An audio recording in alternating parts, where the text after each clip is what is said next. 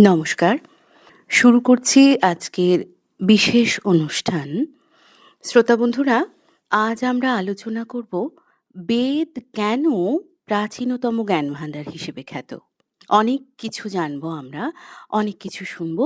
আর এ বিষয়ে কথা বলতে আমাদের সঙ্গে উপস্থিত রয়েছেন বিশ্বভারতীর সংস্কৃত, পালি এবং প্রাকৃত বিভাগের অধ্যাপক ডক্টর বিষ্ণুপদ পাল মহাশয়। দাদা, আপনাকে আমাদের অনুষ্ঠানে অনেক অনেক স্বাগত জানাই। নমস্কার।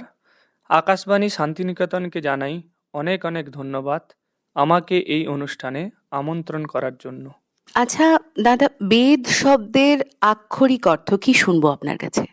দেখুন, ভারতীয় পরম্পরাতে বেদ শব্দটি বহু প্রচলিত। আচ্ছা। জ্ঞানার্থক বিধাতু থেকে ঘই বা অচ প্রত্যয় করে বেদ শব্দটি নিষ্পন্ন হয়, হুম হুম। যার অর্থ হল জ্ঞান বা পরম জ্ঞান। আচ্ছা। এখানে কিন্তু জ্ঞান বলতে কোনো লৌকিক বিষয়বস্তুর জ্ঞান নয়। হুম। বেদ বা জ্ঞান বলতে এখানে এক অখণ্ড অলৌকিক জ্ঞান রাশি। আচ্ছা। প্রসিদ্ধ বেদ ভাষ্যকার সায়নাচার্য বেদের লক্ষণ লিখলেন, ইষ্টপ্রাপ্তি অনিষ্ট পরিহারয়োঃ অলৌকিকম উপায়ম ইহ বেদয়তি স বেদঃ। এর অর্থ হল ইষ্টপ্রাপ্তি ও অনিষ্ট পরিহারের অলৌকিক উপায় যে গ্রন্থ থেকে আমরা জানতে পারি তাকে বেদ বলবো। আচ্ছা। এছাড়াও প্রাচীন মনীষী যাজ্ঞবল্ক্য বলছেন, প্রত্যক্ষেন অনুমিত্যা বা ইস্তু উপায়ো ন বিদ্যতে এনম বিদন্তি বেদেন তস্মাৎ বেদস্য বেদতা। এর অর্থ আমরা জেনে নেব। প্রত্যক্ষ, অনুমান প্রভৃতি উপায়ের দ্বারা যে জ্ঞান আমরা লাভ করতে পারি না, সেই অতীন্দ্রিয় জ্ঞান কিন্তু আমরা বেদ থেকে পাই। আচ্ছা। এছাড়াও কাত্যায়ন বেদের লক্ষণ লিখছেন, মন্ত্র ব্রাহ্মণয়োর বেদ নামধেয়ম, অর্থাৎ মন্ত্রভাগ এবং ব্রাহ্মণ ভাগ দুটো মিলে বেদ সৃষ্ট হচ্ছে। আচ্ছা। আচ্ছা। বাহব্রিজ প্রাতিসাখ্যেও বেদের লক্ষণ পেয়ে থাকি। আচ্ছা। বিদ্যন্তে ধর্মাদয়ঃ পুরুষার্থাঃ এইহি তে বেদাঃ, অর্থাৎ ধর্ম, অর্থ, কাম ও মোক্ষ, এইরূপ চারটি পুরুষার্থের লাভ যার দ্বারা হয় তাকেও আমরা বেদ বলি। এই রকম বিবিধ শাস্ত্রকার বেদের নানা দৃষ্টিভঙ্গি থেকে লক্ষণ করেছেন। বাহ! খুব সুন্দর ব্যাখ্যা শুনলাম আমরা। এরপরে যেটা জানতে চাইবো যে বেদ আর কি কি নামে পরিচিত? বেদ শব্দের অনেকগুলি প্রতিশব্দ কিন্তু প্রচলিত আছে। আচ্ছা। যেমন বেদকে শ্রুতি বলা হয়, হুম। কারণ হলো এখানে গুরু শিষ্যকে, শিষ্য তার প্রশিষ্যকে, এই রূপ গুরু পরম্পরাতে বেদকে শুনে শুনে মনে রাখতে হতো, তাই বেদকে শ্রুতি বলা হয়। আচ্ছা। আমরা দেখতে পাই শঙ্করাচার্য তার ভাষ্যে বেদকে কিন্তু শ্রুতি বলেই চিহ্নিত করেছেন। এছাড়াও বেদকে ত্রয়ীও বলা হয়, কারণ এখানে ঋক, সাম, যজু এই ত্রিবিধ মন্ত্রের উল্লেখ রয়েছে। ঋক হল গদ্যাত্মক মন্ত্র, সাম হল গীতিরূপ মন্ত্র, যজু হল গদ্যরূপ মন্ত্র। এই তিন ধরনের মন্ত্র বেদে থাকে, তাই বেদকে ত্রয়ী বলা হয়। অথর্ব বেদের মন্ত্রের আলাদা কোনো লক্ষণ নেই। আচ্ছা। এই তিন শ্রেণীর মন্ত্র গদ্য, পদ্য ও গীতিরূপ মন্ত্রেরই লক্ষণাক্রান্ত। তাই অথর্ববেদকে ত্রয়ীর কিন্তু বহির্ভূত বলার কোনো কারণ নেই। পাণিনি তার ব্যাকরণে বেদকে ছন্দ নামে অভিহিত করেছেন। আচ্ছা। এছাড়াও আগম, ব্রহ্ম, সমামনায়, আমনায়, নিগম এগুলি বেদ নামে পরিচিত। বাহ! খুব সুন্দর, অনেক ধন্যবাদ। বেদের রচনাকাল বা উৎপত্তি সম্বন্ধে কি জানা যায়? দেখুন, ভারতীয় দৃষ্টিতে বেদ কিন্তু নিত্য ও স্বতঃসিদ্ধ। আচ্ছা। তারা মনে করেন বেদ অনাদি ও অপৌরুষেয়, সেই জন্য বেদের কোনো রচয়িতা নেই। ঋষিগণ মন্ত্রদ্রষ্টা, অর্থাৎ মন্ত্রের কেবলমাত্র স্মরণকর্তা। পরাশর সংহিতাতে এই বিষয়ে বলা আছে, ন কশ্চিৎ বেদকর্তা আস্তি। এর অর্থ হলো বেদের কোনো কর্তা নেই। যুগান্তে প্রলয়কালে বেদ অপ্রকাশিত থাকে। আচ্ছা। যুগ প্রারম্ভে পুনরায় ঋষিগণ তপস্যার দ্বারা বেদকে লাভ করেন, তাই বেদ অপৌরুষেয়। তার জন্য বেদের কোনো রচনাকাল নেই, এটি ভারতীয় পণ্ডিতগণরা মনে করেন। আচ্ছা। কিন্তু পাশ্চাত্য শিক্ষায় শিক্ষিত পণ্ডিতগণ এই মতে বিশ্বাস করেন না। হুম হুম। ব্রহ্মাণী সসৃজে বশিষ্ঠ, এই মন্ত্রের অর্থ হলো মন্ত্র রাশি সৃষ্টি করেছিলেন বশিষ্ঠ। তাহলে এখান থেকে প্রমাণিত হলো মন্ত্রের কর্তা ঋষিগণ। কিন্তু বৈদিক যুগ ও আমাদের যুগের মধ্যে কালগত ব্যবধান এত বেশি যে হুম। কাল নির্ণয় করা যথেষ্ট শ্রমসাধ্য এবং দুষ্কর। বৈদিককালীন সাহিত্য, সংস্কৃতি, জ্যোতিষশাস্ত্র, গ্রহ ও নক্ষত্রের ভৌগোলিক ব্যবস্থান এইগুলি দেখে বেদের কাল নির্ণয় করার চেষ্টা করেছেন পাশ্চাত্য পণ্ডিতগণ। তাদের মধ্যে অন্যতম ম্যাক্সমূলার, বেবর, জ্যাকবি, বালগঙ্গাধর তিলক। ম্যাক্সমূলারের মত অত্যন্ত প্রসিদ্ধ। তিনি মনে করেন 1200 খ্রিস্টপূর্বাব্দই বেদের রচনাকাল। আচ্ছা। জ্যাকবি মহোদয় তিনি মনে করেন 1500 খ্রিস্টপূর্বাব্দই বেদের রচনাকাল। কিন্তু বালগঙ্গাধর তিলক এই মত স্বীকার করেন না। আচ্ছা। তিনি জ্যোতিষশাস্ত্রকে অবলম্বন করে হুম। 4500 থেকে 2500 খ্রিস্টপূর্বাব্দ বেদের রচনাকাল বলে মনে করেন। তাহলে এখান থেকে আমরা বুঝতে পারলাম যে বেদের কাল নিয়ে কিন্তু পণ্ডিত মহলে যথেষ্ট বিতর্ক রয়েছে। বর্তমান যুগে বেদের যে জ্ঞান বা দর্শন, তার প্রাসঙ্গিকতা ঠিক কতখানি বলে আপনার মনে হয়? আমরা সকলেই জানি বর্তমান যুগ প্রযুক্তি নির্ভর, হ্যাঁ। কিন্তু আজও বেদের প্রাসঙ্গিকতা কমেনি। বরং অনেক ক্ষেত্রে আগের চেয়ে অনেক বেশি বেদের প্রাসঙ্গিকতা বেড়েছে। যেমন দুশ্চিন্তা ও মানসিক চাপ নিয়ন্ত্রণ করার ক্ষেত্রে আমরা দেখছি এই প্রতিযোগিতামূলক যুগে সর্বদাই দুশ্চিন্তা ও মানসিক চাপ ক্রমশ বেড়ে চলেছে। সেক্ষেত্রে অহম ব্রহ্মাস্মি, আমি সেই ব্রহ্ম, বা তত্ত্বমসি, তুমি সেই পরম ব্রহ্ম, এর মতো দর্শন মানুষকে হীনমন্যতা থেকে মুক্তি দেয়। আচ্ছা। তাছাড়া আধ্যাত্মিক শক্তিকেও বৃদ্ধি করে। চিকিৎসার ক্ষেত্রে আজও কিন্তু বেদ প্রাসঙ্গিক। আজকের দিনে মানুষ অহরহ রোগাতুর হয়ে পড়ছেন। রোগ নিরাময়ের জন্য আয়ুর্বেদ অত্যন্ত যুগোপযোগী চিকিৎসা, যা আমরা কিন্তু অথর্ববেদ থেকে পেয়ে থাকি। এছাড়াও বিশ্ব শান্তির বার্তা প্রদানে আজও বেদ অনেক প্রাসঙ্গিক। এই যে আমরা দেখছি চারিদিকে যুদ্ধ, হিংসা, মারামারি, এই পরিস্থিতি থেকে মুক্তি পেতে বেদের দর্শন অত্যন্ত প্রাসঙ্গিক। একমাত্র বেদই সমগ্র বিশ্বকে শান্তি বার্তা প্রদান করতে পারেন। যেমন সর্বে ভবন্তু সুখিন, সকলে সুখী হও, সংগচ্ছধ্বম সম্বদধ্বম, একসঙ্গে চলো, একসঙ্গে কথা বলো, বসুধৈব কুটুম্বকম, সমগ্র বিশ্ব তোমার আত্মীয়।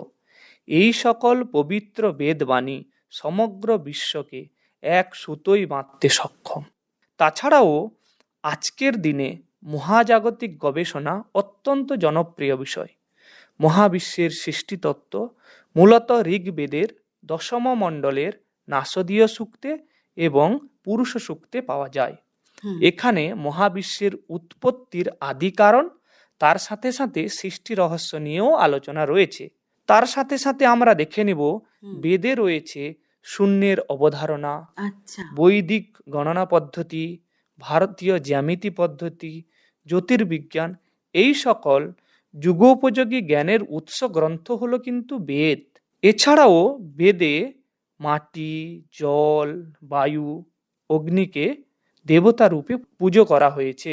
অর্থাৎ আধুনিক বিজ্ঞান যে পরিবেশ সচেতনতার কথা বলছে, আজকে থেকে কয়েক হাজার বছর আগে বেদ তা আমাদের বলে চলেছে। তাই বেদ আজও অত্যন্ত গুরুত্বপূর্ণ ও প্রাসঙ্গিক আমাদের কাছে। অনেক সমৃদ্ধ হলাম, অনেক কিছু জানতে ইচ্ছে করছে। এবার মূল প্রসঙ্গে আসি, যে আপনার মতে বেদের সব থেকে গুরুত্বপূর্ণ শিক্ষা কি? দেখুন, বেদ হলো জ্ঞান ভাণ্ডার। বেদে প্রতিপাদিত সমস্ত তত্ত্ব বা জ্ঞান অতুলনীয়। তাই কোনটা সবচেয়ে বেশি গুরুত্বপূর্ণ সেটা নির্ণয় করা কিন্তু আমাদের পক্ষে যথেষ্ট দুষ্কর। তা সত্ত্বেও আমরা গুটি কয়েক গুরুত্বপূর্ণ শিক্ষার কথা জেনে নেব। নিশ্চয়ই। প্রথম শিক্ষা হলো আত্মজ্ঞান বা আত্ম উপলব্ধি। আচ্ছা। অহম ব্রহ্মাস্মি, তত্ত্বমসি, এই সকল শ্রুতিবাক্য কিন্তু মানুষকে অবিনশ্বর আত্মারূপে পরিচিত করায়, আচ্ছা। যার ফলে মানুষ সুখ, দুঃখ, হিংসা ও ভয় ভুলে সানন্দে জীবনযাপন করে। অপর একটি শিক্ষা হলো নিষ্কাম কর্ম। আচ্ছা। বেদ আমাদের নিষ্কাম কর্ম করতে শেখায়, অর্থাৎ ফলের আশা না করে নিত্য কর্ম করা উচিত। আচ্ছা। এই মন্ত্রটি কিন্তু আমরা যজুর্বেদে পেয়ে থাকি। হুম। কুর্বন্নেবেহ কর্মাণি জিজীবিষেচ্ছতম সমাহা। এই মন্ত্রের অর্থ হলো কিন্তু কর্ম করতে করতে 100 বছর বাঁচার ইচ্ছে রাখো। এছাড়াও ধর্ম, নীতিবোধের শিক্ষা আমরা পেয়ে থাকি। ধর্ম অনুসারে জীবনযাপন করা, যা ব্যক্তিগত, সামাজিক ও নৈতিক দায়িত্ব পালনের উপর জোর দেয়। আচ্ছা। এছাড়াও বেদ থেকে আমরা প্রকৃতির প্রতি শ্রদ্ধা জানতে পারি। হুম। পৃথিবী, অগ্নি, বায়ু, জল, এই সকলকে দেবতা রূপে কিন্তু বেদ নমন করছেন। হুম। অথর্ববেদে ভূমিকে মাতা রূপে বন্দনা করা হয়েছে। আচ্ছা। দেখুন, আজকের যুগে সবচেয়ে গুরুত্বপূর্ণ শিক্ষা হলো কিন্তু বিশ্বজনীন কল্যাণ। একদম। সমগ্র বিশ্বকেই বেদ নিজের পরিবার বলে চিহ্নিত করেছেন। এ বিষয়ে বেদবাক্য আমরা বহুধা শুনেছি, বসুধৈব কুটুম্বকম। হুম। সমগ্র বিশ্বের মানব জাতিকে ঐক্যবদ্ধ হয়ে চলার পথ দেখাতে পারে বেদ। এ বিষয়েও আমরা ঋগ্বেদে কিন্তু মন্ত্র পাই, যা আগেও শুনেছি, সংগচ্ছধ্বম সম্বদধ্বম। বাহ! অপূর্ব সুন্দর একটা বর্ণনা শুনলাম আমরা। অপূর্ব বিশ্লেষণ করলেন আপনি। এরপরে বেদে ধর্মীয় জ্ঞান তো আছেই। তাছাড়া আর কি ধরনের জ্ঞানের সন্ধান মেলে বলে আপনার মনে হয়? দেখুন, আজকে হয়তো সকলে মনে করেন বেদ ধর্মগ্রন্থ, কিন্তু তা একদম ঠিক নয়। আচ্ছা। বেদ হলো প্রাচীন মানব জাতির জীবন প্রণালী, সাহিত্য ও সংস্কৃতির একমাত্র নিদর্শন। আচ্ছা। এখানে আমরা ধর্ম ছাড়াও নানাবিধ জ্ঞান পেতে পারি, হুম। যেমন দার্শনিক জ্ঞান। উপনিষদে আত্মা, ব্রহ্ম এবং জীবনের গূঢ় রহস্য চর্চিত হয়েছে। আচ্ছা, আচ্ছা। শ্রুতিবাক্য থেকে দেখুন, অদ্বৈত প্রভৃতি নানা দর্শনের উৎপত্তিও হয়েছে। এছাড়াও আমরা বেদ থেকে আমাদের প্রাকৃতিক সচেতনতার বোধ হয়। হুম। বেদে অগ্নি, সূর্য, বায়ু ও পর্জন্যকে সসম্মানে বন্দনা করা হয়েছে। হুম। আজকের দিনে অগ্নি, বায়ু প্রভৃতিকে সেই সম্মান প্রদর্শন করতে পারলে আমাদের কিন্তু দূষণে জর্জরিত হতে হতো না। এছাড়াও অথর্ববেদ থেকে চিকিৎসার জ্ঞান পেয়ে থাকি, আচ্ছা। এবং বৈদিক যুগে জ্যোতির্বিদ্যার জ্ঞান, শুল্বসূত্রে জ্যামিতির জ্ঞান অত্যন্ত উল্লেখযোগ্য।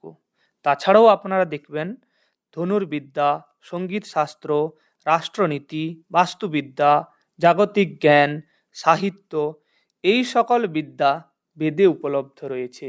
আচ্ছা, বেদ মূলত কয়টি এবং তাদের নাম কি শুনবো আপনার কাছে একটু বিস্তৃত?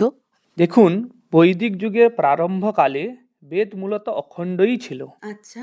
পরবর্তীকালে মহর্ষি কৃষ্ণদ্বৈপায়ন বেদব্যাস বেদকে 4টি খণ্ডে বিভক্ত করে 4জন শিষ্যকে এক একটি বেদের অধ্যয়ন করান। আচ্ছা, কিরকম শুনি একটু? এই 4জন শিষ্য হলেন সেই বেদের মুখ্য আচার্য। আচ্ছা। যেমন ঋগ্বেদের মুখ্য আচার্য হলেন পৈল, আচ্ছা। সামবেদের মুখ্য আচার্য হলেন জৈমিনী, হুম। যজুর্বেদের মুখ্য আচার্য হলেন বৈশম্পায়ন, অথর্ববেদের মুখ্য আচার্য হলেন সুমন্তু। আচ্ছা। এই বিষয়ে আমরা বিষ্ণু পুরাণে প্রমাণ পাই। আমরা এখন শ্লোকটা একটু শুনে নেব। নিশ্চয়ই, নিশ্চয়ই। ব্রহ্মণা চোদিতো ব্যাসো বেদান ব্যস্তুম প্রচক্রমে অথ শিষ্যান সজগ্রাহ চতুরো বেদ পারগান। এর অর্থ? এর অর্থ হলো, ব্রহ্মার দ্বারা প্রেরিত ব্যাস বেদকে বিভক্ত করলেন এবং 4জন বেদ পারজ্ঞ শিষ্যকে নিয়ে 4টি বেদের অধ্যয়ন করান। সেই 4টি বেদ হলো, সকলেই আমরা জানি, ঋগ্বেদ, সামবেদ, যজুর্বেদ, অথর্ববেদ। এছাড়াও কিন্তু বেদের ভাগ আমরা পাই। বেদ মূলত 2 প্রকার, সংহিতা এবং ব্রাহ্মণ। আচ্ছা। ব্রাহ্মণের অন্তিম ভাগ আরণ্যক, হুম। আরণ্যকের অন্তিম ভাগ উপনিষদ। আচ্ছা। এছাড়াও কতিপয় পণ্ডিতগণ বেদকে 4টি ভাগে বিভক্ত করেছেন। সেগুলি হল সংহিতা, ব্রাহ্মণ, আরণ্যক ও উপনিষদ। আচ্ছা। এছাড়াও আমরা যদি প্রাচীন গ্রন্থ দেখি, সেখানে বেদকে মূলত 2টি ভাগে ভাগ করেছেন। একটি হলো কর্মকাণ্ড, অপরটি হলো জ্ঞানকাণ্ড। মন্ত্র আর যে ব্রাহ্মণ রয়েছে তাকে কর্মকাণ্ড বলা হয়, আরণ্যক আর উপনিষদ রয়েছে তাকে জ্ঞানকাণ্ড বলা হয়। আচ্ছা, আচ্ছা, আচ্ছা। অর্থাৎ এখান থেকে আমরা বুঝতে পারছি বেদকে নানা দৃষ্টিভঙ্গিতে, নানা রূপে ভাগ করার চেষ্টা করেছেন বেদজ্ঞ মনীষীগণ। খুব সুন্দর ব্যাখ্যা আমরা শুনছি। আরো অনেক কিছু জানতে ইচ্ছে করছে। এই তো গেল বেদের ভাগ। এবার যেটা জানবো সেটা হচ্ছে যে বেদের মাধ্যমে আমরা প্রাচীন ভারতের যে জীবনধারা তার সম্পর্কে কি জানতে পারি একটু শুনি। এই বেদ হল প্রাচীন ভারতের সামাজিক, সাহিত্যিক, ধর্মীয়, অর্থনৈতিক ও সাংস্কৃতিক জীবনধারার প্রধান উৎস। আচ্ছা। বেদ থেকে আমরা বৈদিক সমাজ ব্যবস্থার কথা জানতে পারি। বৈদিক সমাজ 4টি বর্ণে বিভক্ত ছিল। তারা হলেন ব্রাহ্মণ, ক্ষত্রিয়, বৈশ্য ও শূদ্র। হুম। তাদের নিজ নিজ কর্ম কিন্তু শাস্ত্রে বিহিত ছিল। হুম। বৈদিক কালে পরিবার ছিল পিতৃতান্ত্রিক। বৈদিক যুগের প্রারম্ভকালে নারীরা শিক্ষায় কিন্তু সমান অধিকার পেতেন এবং সমাজে তাদের স্থান ছিল অত্যন্ত সম্মানজনক। আচ্ছা। বাগাম্ভৃণী, ব্রহ্মবাদিনী নারীর কথা আমরা পাকসুক্তে শুনে থাকি। এছাড়াও বৈদিক কালে বিদুষী নারীদের মধ্যে অন্যতম ছিলেন মৈত্রেয়ী, গার্গী প্রভৃতি। বেদ থেকে প্রাচীন ভারতের শিক্ষা ব্যবস্থা কেমন ছিল তাও কিন্তু আমরা জানতে পারি। আচ্ছা, আচ্ছা। গুরুকুল প্রথার মাধ্যমে শিক্ষা প্রদান এবং ঋষিদের জ্ঞানান্বেষণ ছিল বৈদিক জীবনের অবিচ্ছেদ্য অংশ। আচ্ছা। প্রাচীন ভারতের অর্থনৈতিক যে কাঠামো ছিল হুম। তার কথা কিন্তু আমরা বেদ থেকে জানতে পারি। বাহ। তৎকালীন সময়ে কৃষি এবং পশুপালন, তার সাথে সাথে ব্যবসা বাণিজ্যও ছিল জীবিকার মাধ্যম। বৈদিক যুগে চিকিৎসা ব্যবস্থা কেমন ছিল তাও আমরা কিন্তু বেদ থেকেই জানতে পারবো। আমরা সকলেই জানি আয়ুর্বেদের কথা। এই আয়ুর্বেদ ভেষজ দ্রব্যের উপর নির্ভর করেই গড়ে উঠেছিল। আচ্ছা। শল্য চিকিৎসার কথা কিন্তু আমরা বেদেও শুনে থাকি। একদম। সবশেষে আমরা বলতে পারি বৈদিক জীবনধারায় ধর্মীয় বিশ্বাস ছিল অত্যন্ত গুরুত্বপূর্ণ। বৈদিক আচার্যরা প্রকৃতির উপাসক ছিলেন। ইন্দ্র, অগ্নি, বরুণ এবং সোম ছিলেন প্রধান দেবতা। আচ্ছা। যজ্ঞ ও হোম ছিল ধর্মীয় আচারের মূল অংশ, যার মাধ্যমে দেবতাদের সন্তুষ্ট করার চেষ্টা করা হতো। বৈদিক কালে জ্যোতির্বিদ্যা, মহাজাগতিক জ্ঞান চর্চা, গাণিতিক বিচার বিমর্শ, বিবিধ দর্শন বিচার, ধ্যান এবং যোগাভ্যাস জীবনধারার অবিচ্ছেদ্য অংশ ছিল। বাহ। বেদকে মানব জাতির প্রাচীনতম জ্ঞান ভাণ্ডার কেন বলা হয়? বৈদিক যুগ বিশ্ব সংস্কৃতির সবচেয়ে সুপ্রাচীন যুগ। আচ্ছা। মানব সভ্যতার অগ্রগতির ইতিহাসে বেদ অপেক্ষা প্রাচীন সাহিত্য নির্ভর সংস্কৃতির পরিচয় পাওয়াই যায় না। হুম। ভাষাতাত্ত্বিকের দৃষ্টিতে ঋগ্বেদ হল ইন্দো ইউরোপীয় ভাষাগোষ্ঠীর মধ্যে প্রাচীনতম লিখিত স্বরূপ। কিন্তু এখানে আমাদের মনে রাখতে হবে লিখন পদ্ধতির হাজার হাজার বছর পূর্বে মৌখিক পদ্ধতিতে গুরু শিষ্যের মাধ্যমে অক্ষুণ্ণ রূপে বেদ কিন্তু সুরক্ষিত ছিল। আচ্ছা। তাই মানব সভ্যতার আদি প্রজ্ঞা হলো বেদ। হুম। বিবিধ যাগযজ্ঞ পদ্ধতি, দার্শনিক চিন্তা ভাবনা, নৈতিকতা, চিকিৎসা শাস্ত্র, কৃষিবিদ্যা, সঙ্গীত শাস্ত্র, গণিতবিদ্যা, রাজনীতি প্রভৃতি প্রজ্ঞার কিন্তু আদি উৎসই এই বেদ। যত্র বিশ্বম ভবত্যি এক নীড়ম, যেখানে সমগ্র বিশ্ব একটি নীড় বা বাসস্থানে পরিণত হয়। সত্যমেব জয়তে, সত্যেরই জয়লাভ হয়। সর্বে ভবন্তু সুখিন, এই সকল মানবিক ও ও সার্বজনীন দৃষ্টিভঙ্গির জনকও কিন্তু এই বেদশাস্ত্র। আচ্ছা। অর্থাৎ এমন কোনো জ্ঞান নেই যা বেদ থেকে পাওয়া যায় না। তাই বেদ হলো মানব জাতির সবচেয়ে প্রাচীন বিশ্বজ্ঞান কোষ। নতুন প্রজন্মের কাছে এবার বেদের জ্ঞানকে যদি সহজভাবে পৌঁছে দিতে চাই, তাহলে কি করা যেতে পারে বলে আপনার মনে হয়? আমরা সকলে জানি নতুন প্রজন্মের কাছে সমাজ মাধ্যম অত্যন্ত আকর্ষণীয় বিষয়। তাই বেদকে নতুন প্রজন্মের কাছে সহজভাবে পৌঁছানোর জন্য সমাজ মাধ্যমের সাহায্য অত্যাবশ্যক।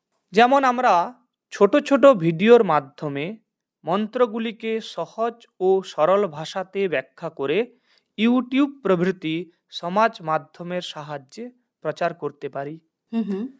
মহাবিদ্যালয় এবং বিশ্ববিদ্যালয়ের পাঠ্যক্রমে বেদকে অধিক গুরুত্ব দেওয়ার জরুরি। কারণ ভারতীয় জ্ঞান পরম্পরার আকর গ্রন্থ হল বেদ। তার সাথে সাথে কর্মশালা সংগোষ্ঠীর নিত্য আয়োজন করা উচিত। আধুনিকভাবে ও নিজ নিজ মাতৃভাষাতে বেদের কঠিন মন্ত্রসমূহকে সরলভাবে অনুবাদ করতে হবে, যাতে নতুন প্রজন্ম সহজে বুঝতে পারে। একদম সহমত। বেদে থাকা ছোট ছোট চিত্তাকর্ষক গল্প বা উপাখ্যানকে শিশুদের পাঠ্যপুস্তকে অন্তর্ভুক্ত করতে হবে। বাহ। তাতে গল্প শুনে শিশুরা আনন্দ পাবে এবং পরবর্তীকালে বেদে আগ্রহ বাড়বে। দৈনন্দিন জীবনে বেদের প্রয়োজনীয়তা, তার সাথে সাথে যোগাভ্যাস এবং ইন্দ্র সংযমে বেদের অবদান, বৈজ্ঞানিক চিন্তনে বেদের যোগদান, প্রাকৃতিক সচেতনতা, এই সকল বিষয়গুলির সঙ্গে নতুন প্রজন্মকে অবগত করানো উচিত। বেদে বিদ্যমান এই সকল আধুনিক এবং যুগোপযোগী বিষয় দেখে নতুন প্রজন্ম আকৃষ্ট হতে পারে। সর্বশেষে আমরা বলতে পারি, সমস্ত শিশুকে ছোট ছোট মন্ত্র কণ্ঠস্থ করানো দরকার রয়েছে। এই মন্ত্রগুলিকে স্বর সমেত পাঠ করানো উচিত। তাতে নতুন প্রজন্ম অত্যন্ত আনন্দের সাথে বেদকে গ্রহণ করবে বলে আমার মনে হয়। অসংখ্য অসংখ্য ধন্যবাদ জানাই এত সুন্দরভাবে বর্ণনা করার জন্য। অনেক সমৃদ্ধ হলাম আমরা। আর শ্রোতা বন্ধুরা, আজকের আলোচনায় আমরা জানলাম যে প্রাচীন বেদের জ্ঞান কিন্তু আজও আমাদের চিন্তাভাবনা ও জীবনবোধকে সমৃদ্ধ করে চলেছে। কি তাই তো? তাই বলা যায়, বেদ শুধু অতীতের নয়, বর্তমান ও ভবিষ্যতেরও পথপ্রদর্শক বটে। এই ভাবনার সঙ্গেই আজকের অনুষ্ঠান আমরা এখানেই শেষ করছি। আবার অন্য কোনো বিষয় নিয়ে অন্য কোনো পর্বে হাজির হব। ততক্ষণ শ্রোতা বন্ধুরা, আপনারা ভালো থাকুন, সুস্থ থাকুন। নমস্কার।